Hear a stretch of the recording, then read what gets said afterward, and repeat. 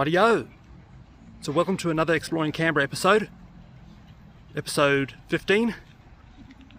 Today's episode is a revisit of the Australian War Memorial, which was built in 1929 and it was opened in 1941. So yeah, let's check it out. Alright, so we're now inside the War Memorial. Of course, this is a glass roof, glass dome. Pretty cool. One of the newer additions to the War Memorial.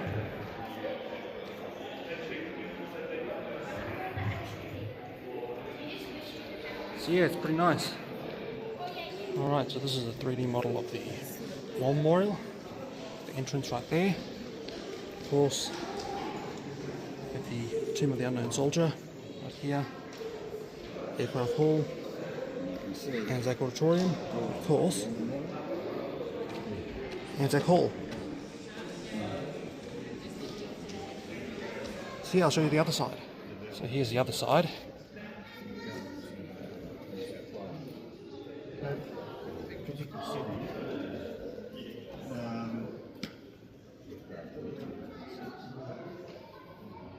So yeah, off to World War One.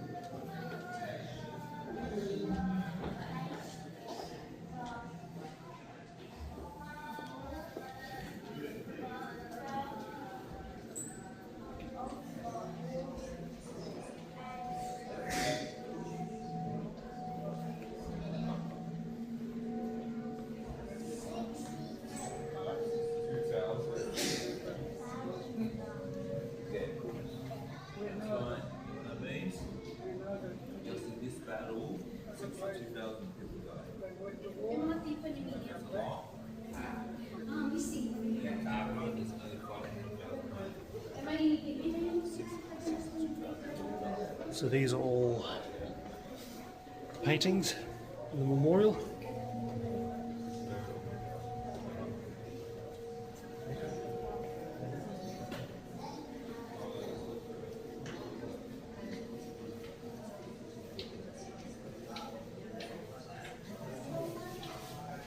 Of the absolute legends who fought for this country.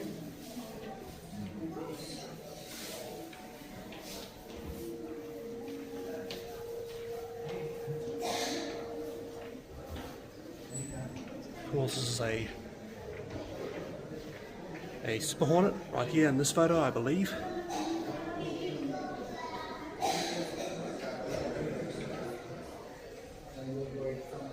And this is, of course, the iconic UH-1B Iroquois Huey, which you'll see in just a bit.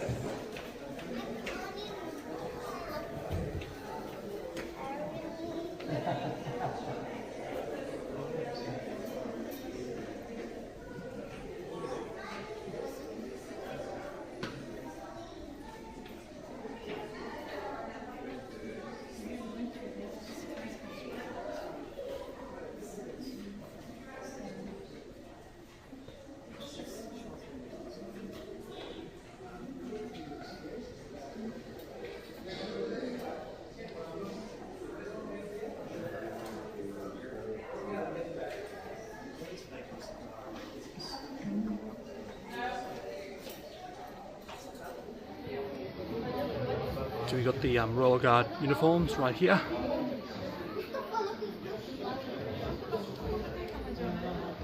Absolutely stunning.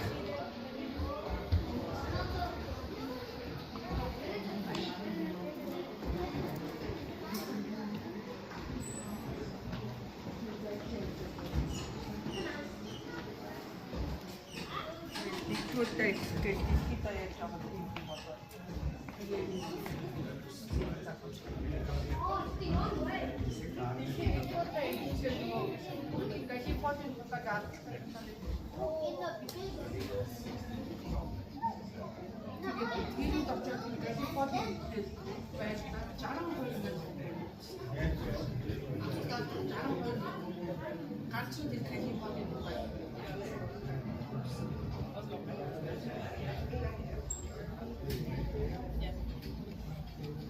I've always loved Navy ships, if I'm being honest.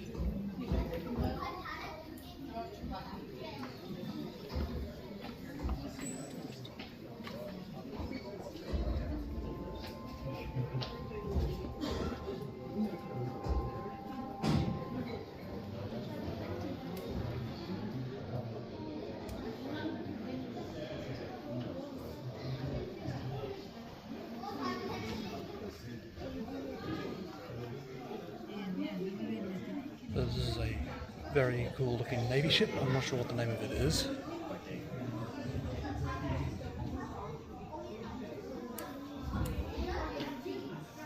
It's obviously a steam powered ship.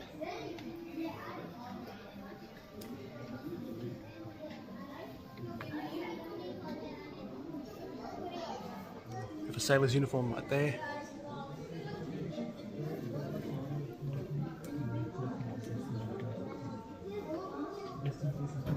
Admiral Sir George Patty? Yeah, Patty.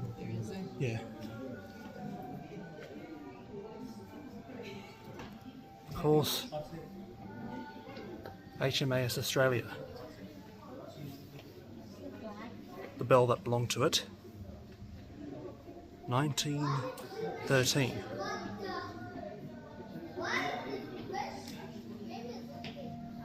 With an armour-piercing round.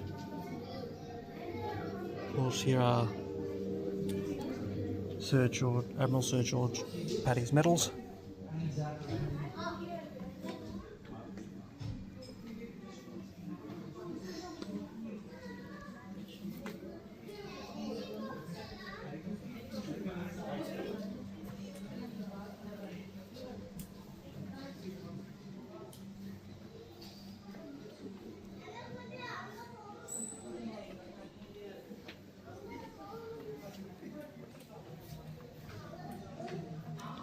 Of course, we have the destroyed bell there.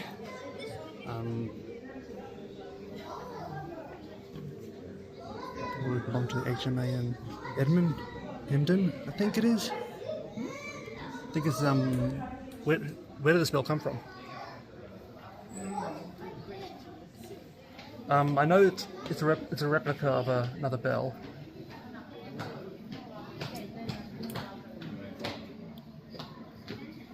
This is the HMAS Sydney bell. It's the ship bell from SMS Emden. Yeah, it says it right there, actually.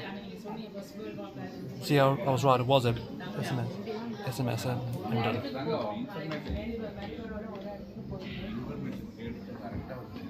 And it's a replica, isn't it? I don't think so, I think it's the real thing. I assume that's Queen Elizabeth there, by the way. Yeah, it looks like it. Yeah.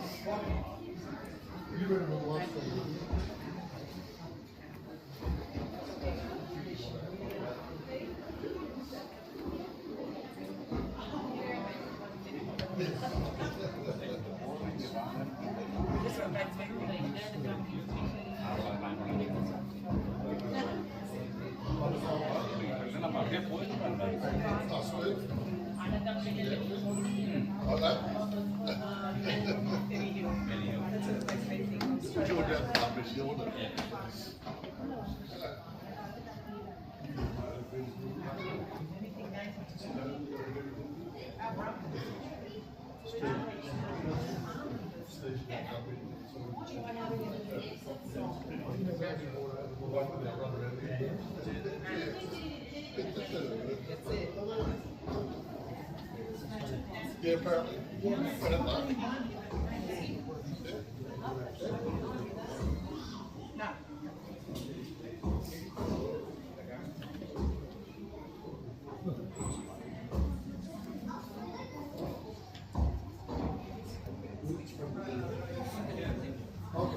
A3. This is on the site there.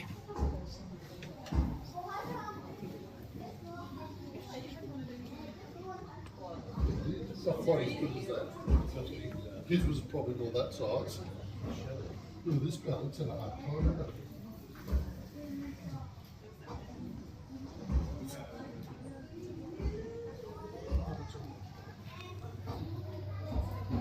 The old Australian flag right there.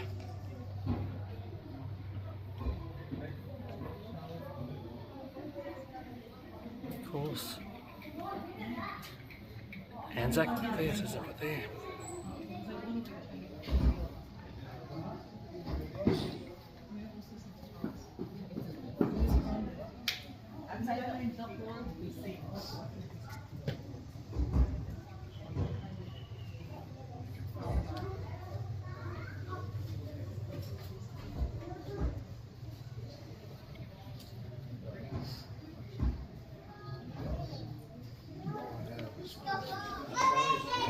Fremantle did a submarine tour. And I went for a lot of submarine. And the guy that took the tour, he actually was on that submarine. Yes, it's pretty cool. Did you just see where they're flying? So it's sort of, there's the land, Yeah. ends in coast here, and they're over here flying all over the land.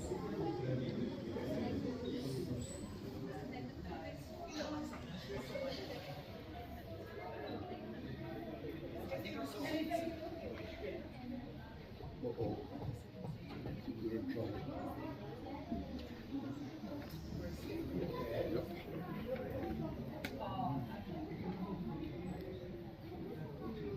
So this is all about Anzac Day, pretty much. The Anzac War. The War of Gallipoli.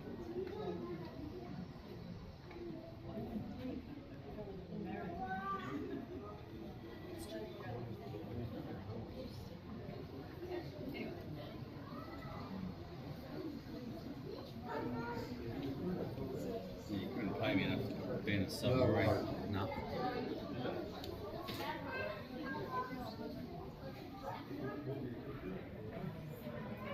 We have another ship's bell there, alongside a ship's whistle.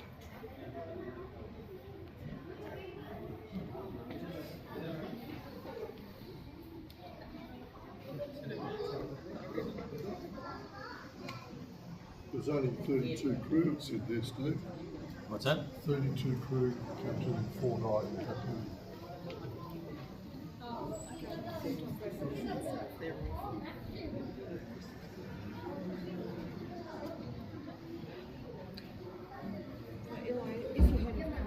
had free public transport.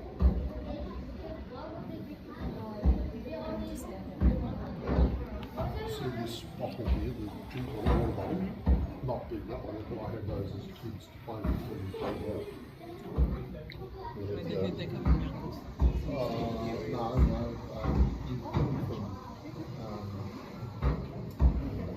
you from shops and stuff. But we had a whole lot of more stuff, including a 303 rifle. Here we have a ceremonial gun, right here. I assume this is the ceremonial gun. An old cannon. It's a 10-pounder mountain gun.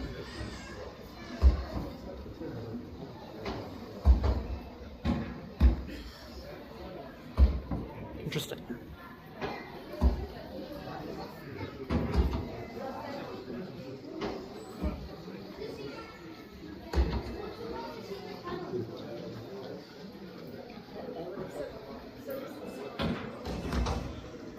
Do you edit things video?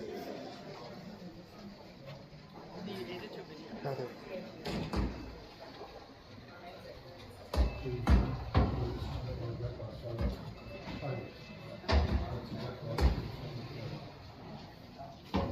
So these are the Anzacs.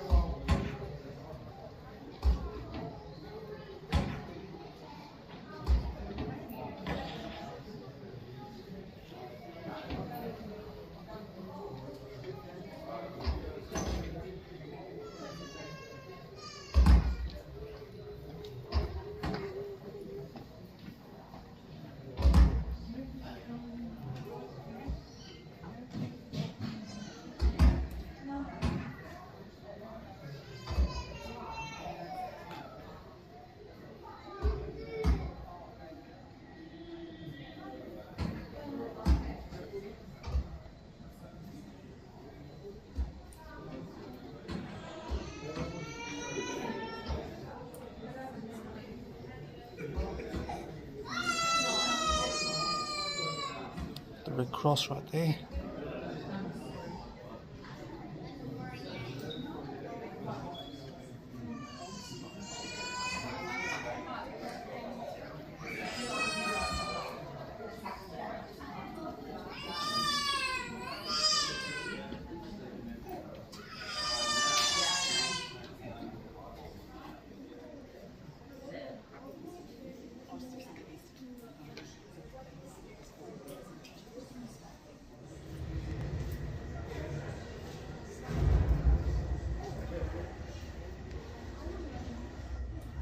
So here are the trenches during the war.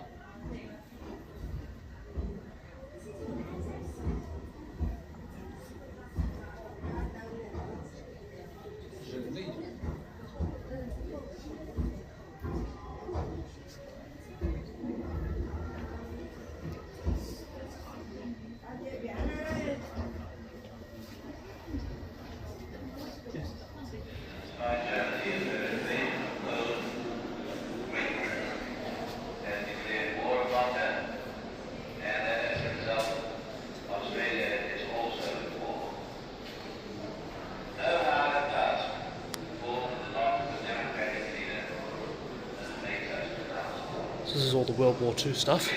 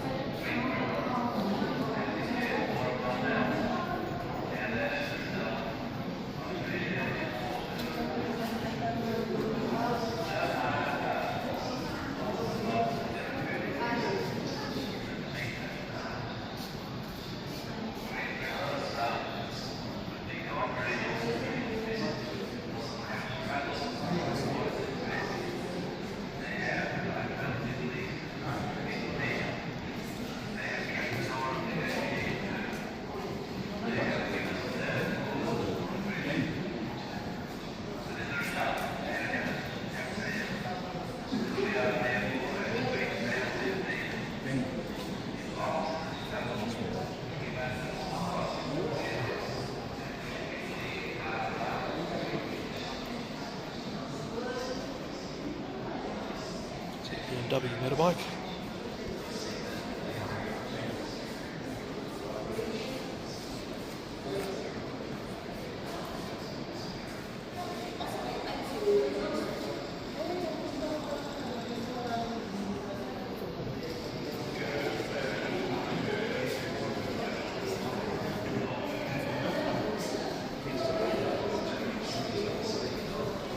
There's the make of this vehicle, I believe. There it is. Bit difficult because of the lighting.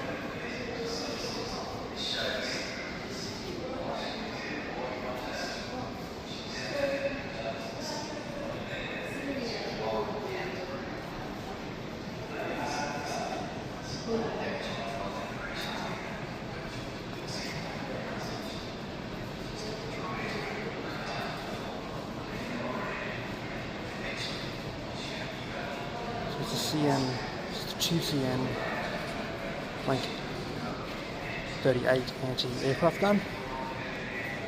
This is. This, of course, is a Chevrolet vehicle. A Chevy.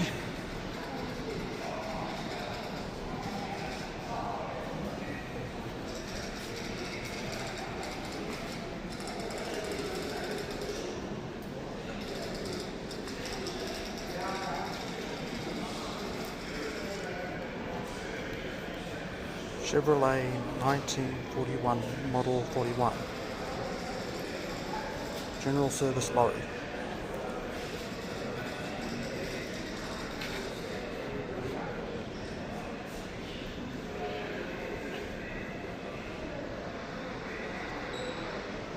Actually, that's the gun back, mounted on the back of it.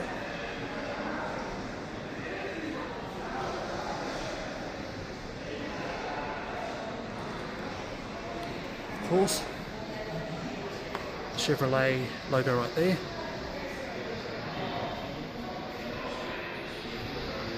The HMAS Sydney.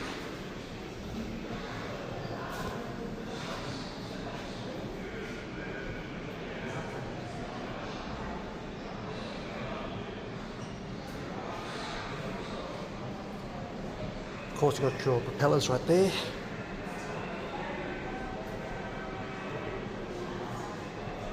Got the ship's guns right there, turrets. And of course, an aircraft launch system.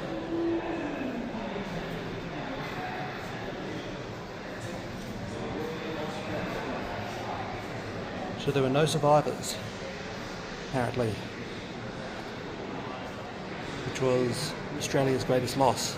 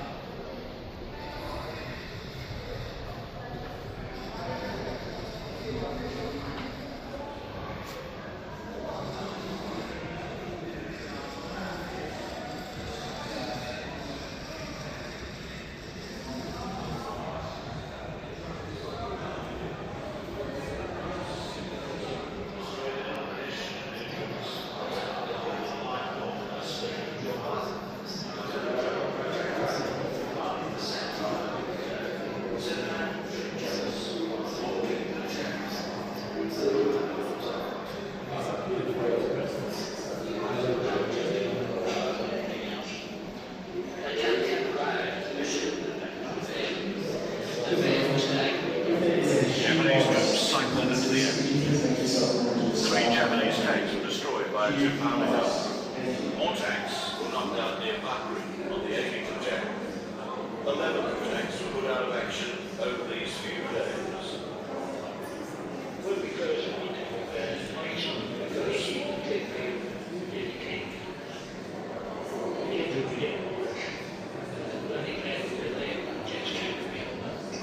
So this is the radial piston engine, right here.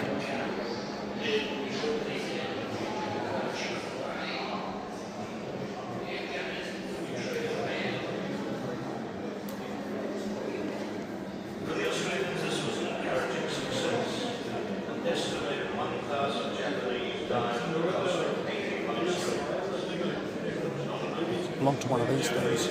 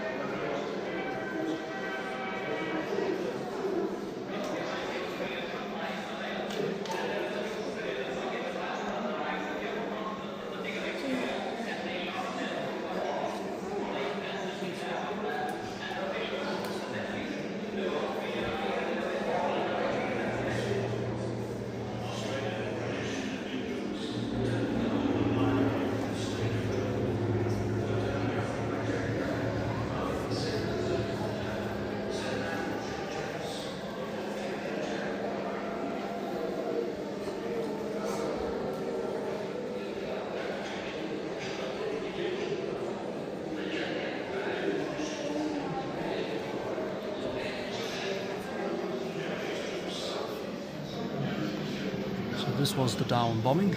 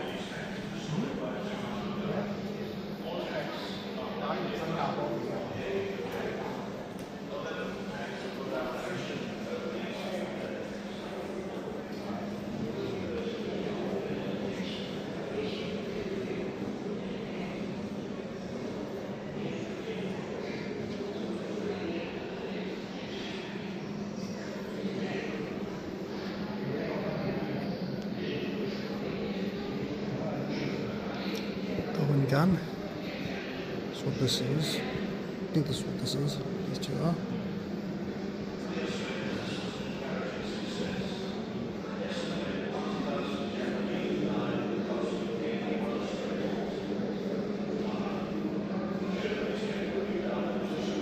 So yeah, these two are Owen guns.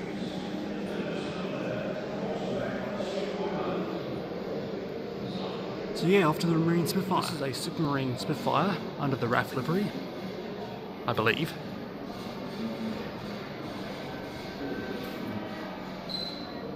The wings right here, piston engine right there with the propeller.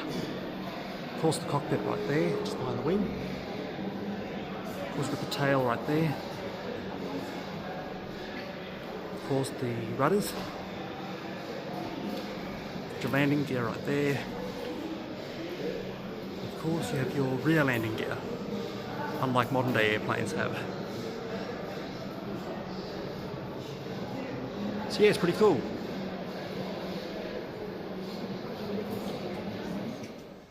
It is the 23rd of February, 1945. The crew of Lancaster NF909 from 103 Squadron prepare to join some 380 other aircraft on a raid on the German city of Pforzheim, northwest of Stuttgart. The crew of 7 includes 2 Australians, the pilot, Flying Officer Cliff Hart, and the wireless operator, Flight Sergeant Angus McGrath. Late in the afternoon, they take off from the RAF airfield at Elsham.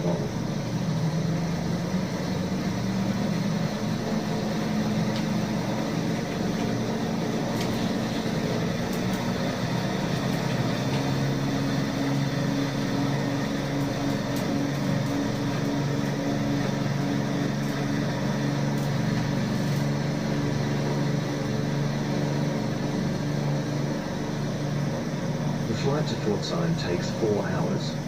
Ahead of the main bomber stream and over the target, a Pathfinder Mosquito aircraft reports the weather to the Pathfinder master bomber. Look, it's outside. No, this is down at the target. Always in order. Good luck. 5 minutes after the weather report, the master bomber breaks radio silence to give the base flight plan and time check to the other Pathfinder pilots in the bomber stream.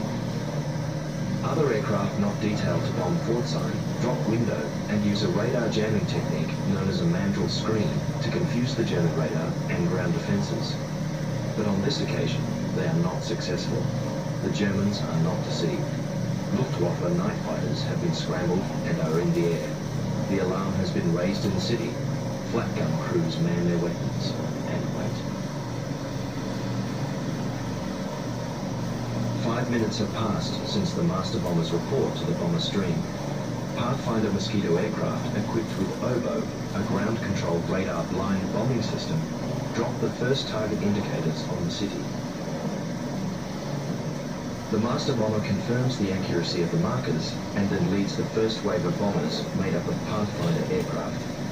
They drop more flares and incendiaries on Pforzheim. These too are accurate, and the master bomber calls for the main force to begin the attack. The remaining 3 waves of bombers approach the target at a height of 8,000 feet.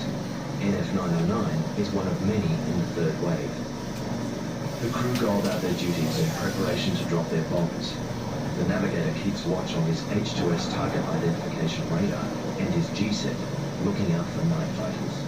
The bomb aimer Flight Sergeant Keith Lord moves to the front of the aircraft and sets his bomb sight with the wind speed and direction given to him by the navigator. He checks the 16 bomb selector switches to make sure that the bombs drop in a predicted sequence to keep the aircraft on a level course.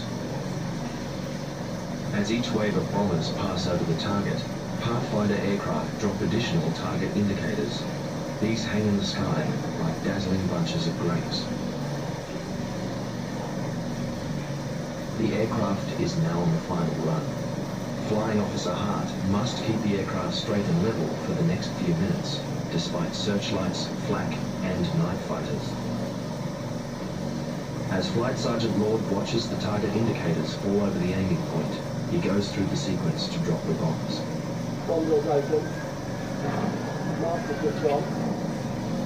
Bomb fused and selected. Hunched over his bomb sight, he keeps the pilot on a steady course to target. Left. Left. Steady. Steady. Steady. Steady. Bomb's gone. Seconds after the bombs are dropped, the Lancaster is hit by incendiaries from an aircraft flying above. The starboard inner engine catches fire. Extinguishers bring the fire under control, but it's too late. The fire has given away their position to a night fighter. It attacks from the rear and sets the port inner engine on fire. Flying Officer Hart gives the order to put on parachutes. The crippled aircraft is attacked again from below. The fire is now uncontrollable. Hart gives the order to bail out. He holds the aircraft steady to allow the rest of the crew to get out. The bomb aimer, navigator and engineer make it out through the nose hatch. Flight Sergeant McGrath opens the main door to let the rear and mid-upper gunners escape. The last they see of him, he is talking on the intercom to Hart. Seconds later, as they hang in their parachute harnesses, they watch the aircraft, now a fireball, descend and explode on impact with the ground. The 5 surviving crew are captured and become prisoners of war. Flying Officer Hart and Flight Sergeant McGrath are recorded as missing in action. The last notation in Cliff Hart's logbook is, failed to return. 12 other aircraft were lost that night.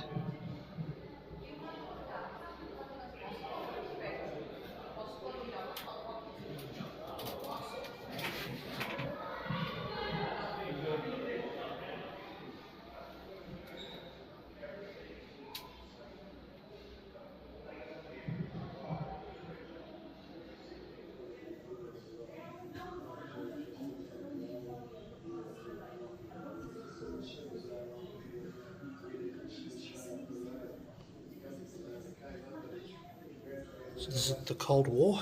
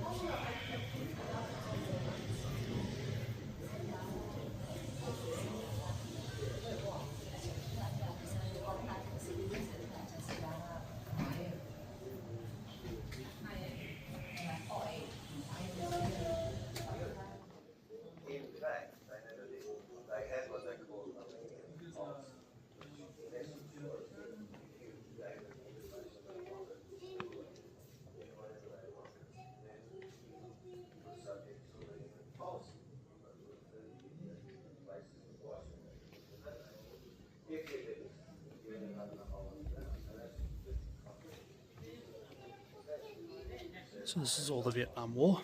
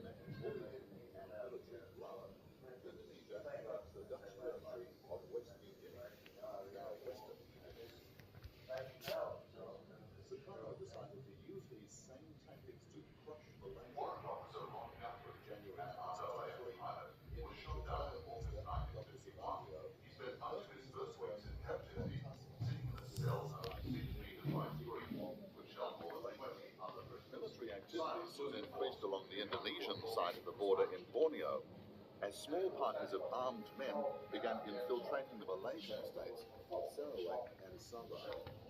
Raids were made by so-called volunteers, but by 1964, regular Indonesian army units were being used. Australian forces were based in Malaysia as part of the British Commonwealth Far East Strategic Reserve. The Australian government was initially reluctant to be drawn into the conflict, not wanting to alienate Indonesia or to provoke Indonesian raids into Australian-administered Papua and New Guinea. Australian troops, however, could be used against Indonesian. Another practice was to call you to the back door, put your arm through the serving window, and then break your arm through the serving window. And I saw this happen to 2 prisoners. Private Bob Parker was captured at Camp Yong. He twice tried to escape and remained defiant throughout. As a result, he was heavily punished. When recaptured the second time, he was made to sit upright all day on a wooden platform. These guys from Victoria and myself were caught talking, and we both had to kneel on these poles for a while. Then they came in and taught us till we were unconscious with clubs and that sort of thing. And another thing they had there, they'd stick a stick through a hole in the wall, and you had to sit on this little platform thing and lean forward, grab hold of it, stick it in your mouth, and you go and walk past outside. And sometimes you go like that because it go across your mouth inside, other times you hit it that way and go down that way. Like Parker, prisoners were regularly beaten so badly they blacked out. Others were pushed to the point where it appeared they might die. The other one they did for me, they tie your hands just behind your back, and they put the rope around your neck, up over the rafter, pull it down, so you go up on your tiptoes, and that tie the end of the rope around your ankles.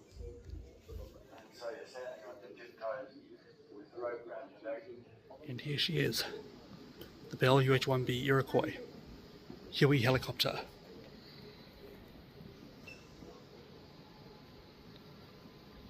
The turbo shaft engine right there. The air inlet right there, and the exhaust right there.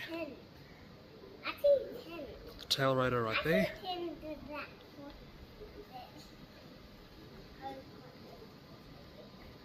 The roof rotors right here. The guns on the side. Of course, the RAF logo right there.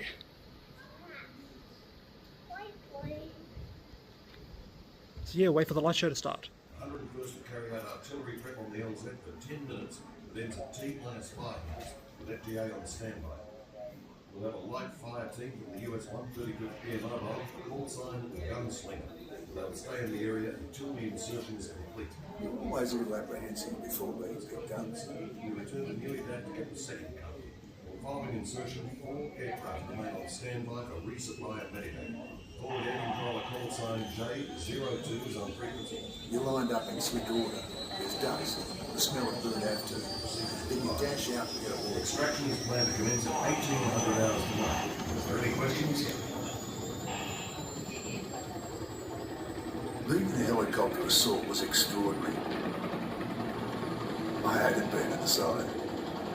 We didn't have seat belts. You hoped your mate would hold on to you by grabbing your pack.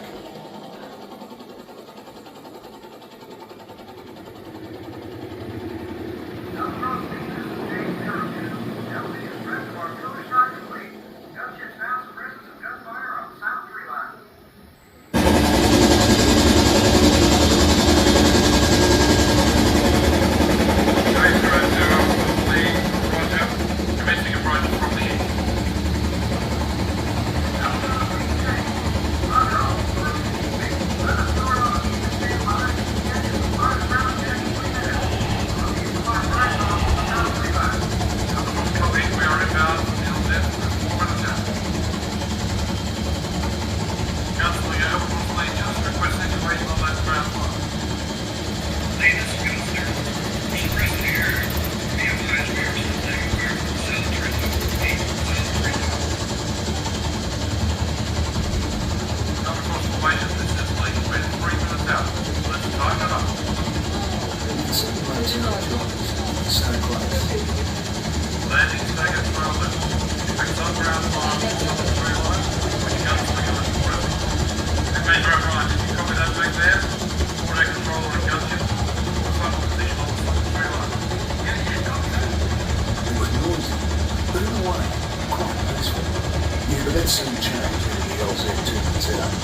approaching LZ from the east.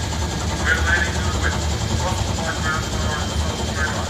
Guns swing will be compressing that area. Left-hand guns be away.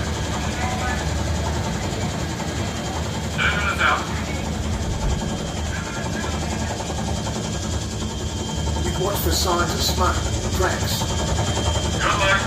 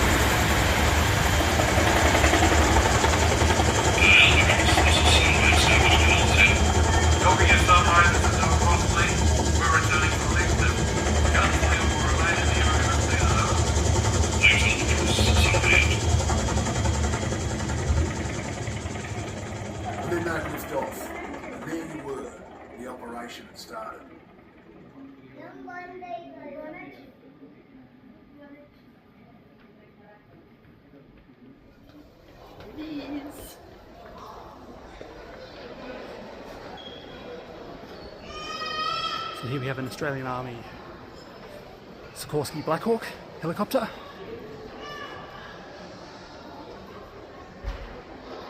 In the brand new Anzac Auditorium. And right behind these walls is the Anzac Hall. Of course, the F-111, I think that's what it is. They have one of these RAF in Wagga Wagga. And here it is, the behind of the War Memorial.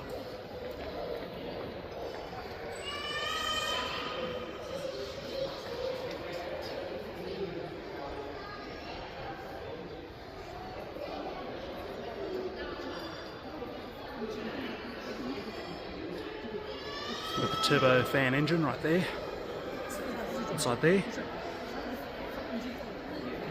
Your landing gear right here.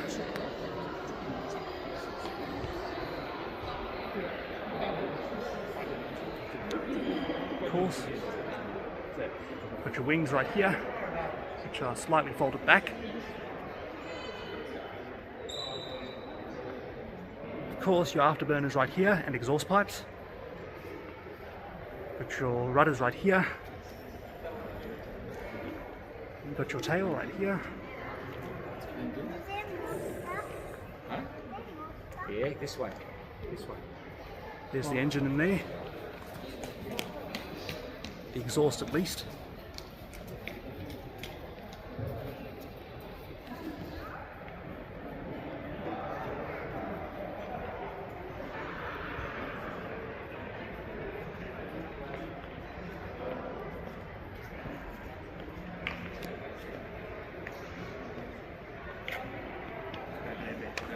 So I guess sunset, Teta.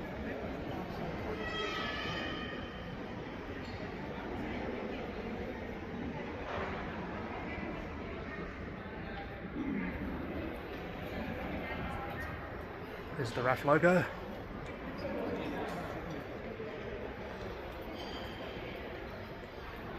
The nose cone right here and the cockpit right there.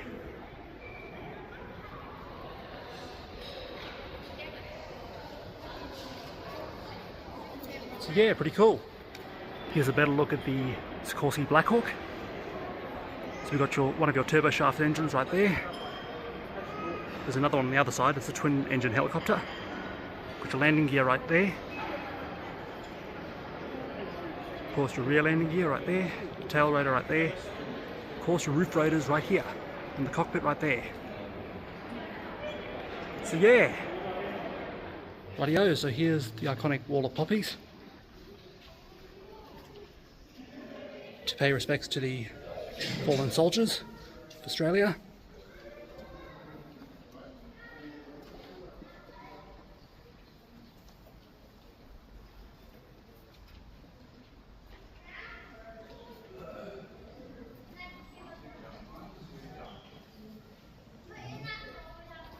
We are now entering the dome, which is where the Tomb of the Unknown Soldier is.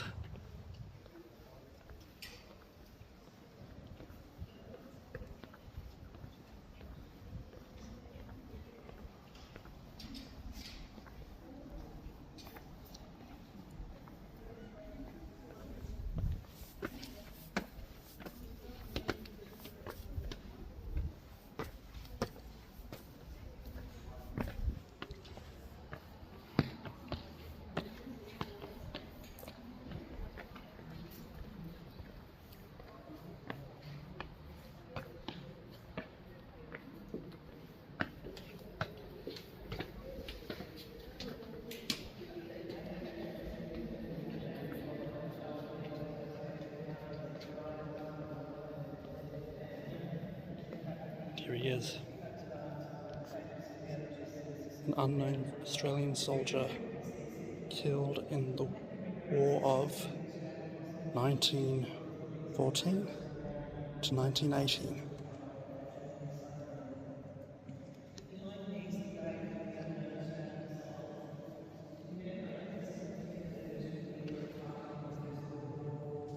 Here we have a iconic Boeing Chinook under the Australian Army livery, which is also a twin turboshaft helicopter as well as a twin roof rotor helicopter. The turboshaft engine right there, and of course the cargo bay right here, of course the cockpit right here, and of course the rotors right here.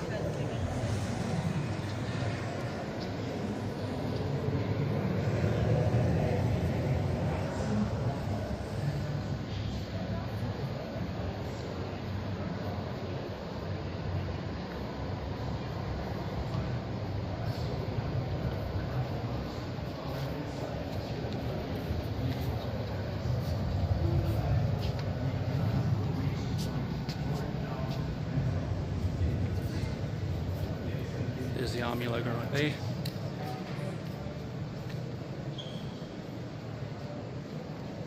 Now, interestingly enough, my dad flew in one of these, and my mum as well, which is pretty cool.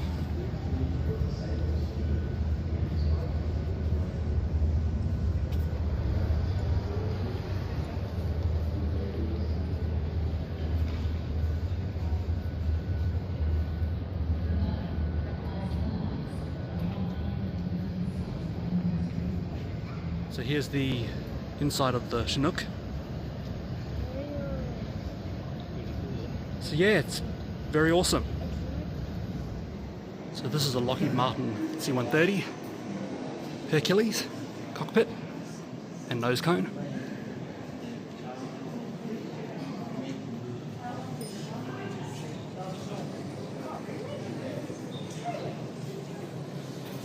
And here's how it works pretty much.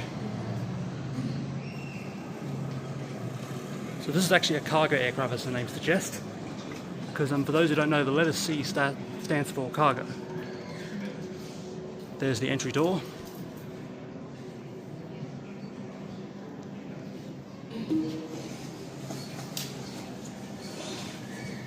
The aircraft, the version of this aircraft we have is the C-130J, I believe, Super Hercules, one of the newest models.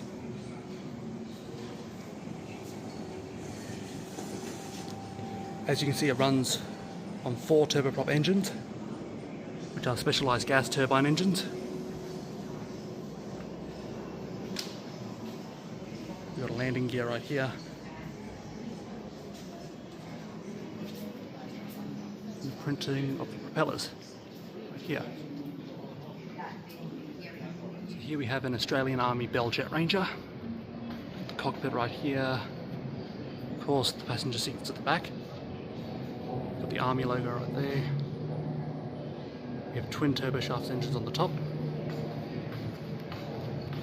We have the roof rotors, of course. And the tail rotor right there. Now, unlike most of the helicopters you've seen so far, well, pretty much like the Huey, it's got those little railings that it lands on. Rightio! So here is the Boeing FA-18 Super Hornet with the RAF logo right there. Of course, we have your landing gear right here, your turbojet engines right there, your weaponry on the wings, and of course the wings themselves. You've got the tail rudders right there. Well, these are the tail rudders right there. I think these are, I'm not sure what they call them, but I know they have a name. So it's a V-tail aircraft. Take it to the other side now. The nose cone right here, the cockpit right there.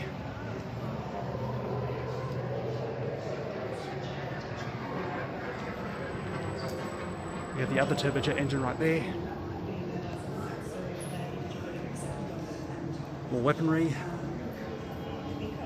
Here's a good look at the wing.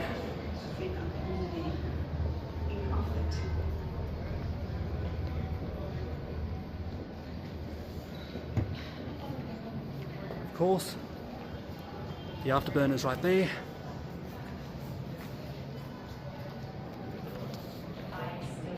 With the Australian flag right there.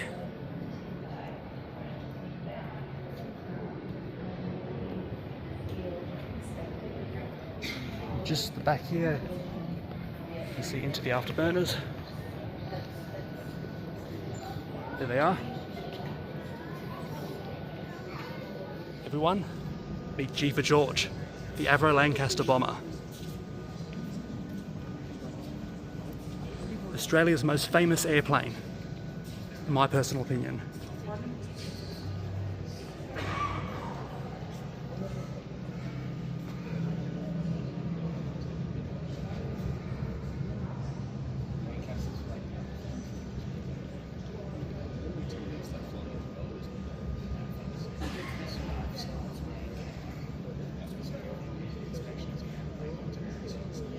So that's during the bombing of Berlin, I believe.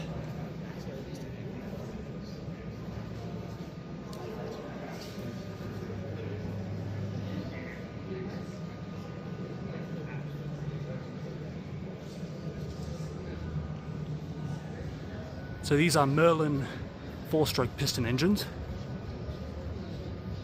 Got the cockpit right here.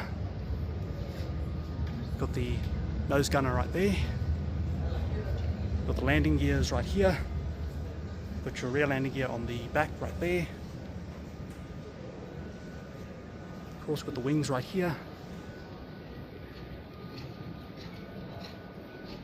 So it's a 4-piston prop engine aircraft.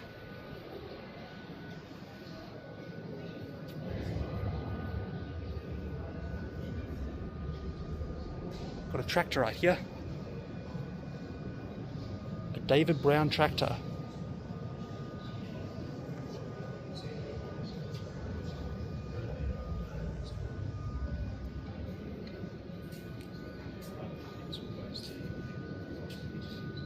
The tails right here. It's a twin tail aircraft.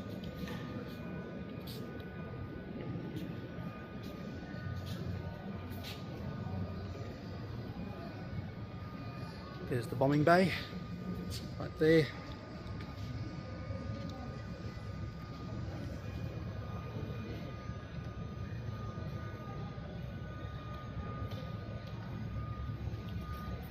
Got the other tail right here.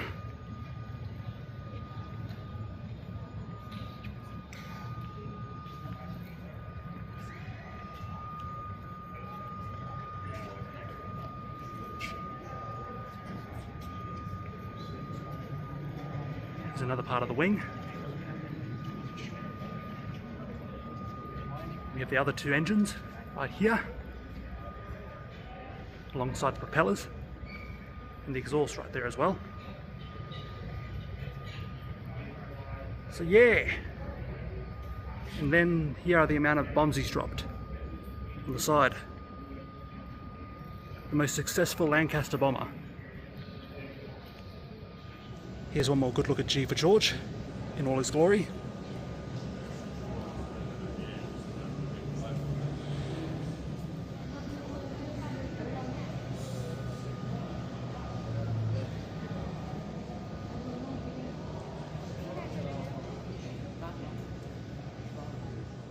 So yeah, that's the new part of the War Memorial. So yeah, hope you guys enjoyed, and I'll see you in the next episode.